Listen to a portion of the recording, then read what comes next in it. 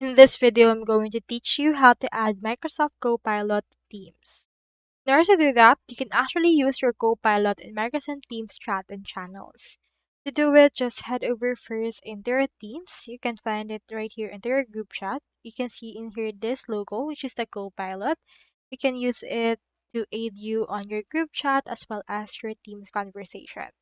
Under the chat on the left side of your Teams, just select a specific chat from the list, and you should be able to find the Copilot lists. Under the Compose box to the right, just select More Prompts right here to choose from the prompts of following. You can highlight from past day, 7 days, 30 days, as well as decisions made and open items.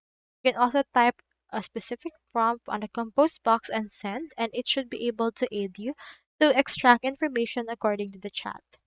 Once Copilot responds, you can include a clear time frame and use it for it as well.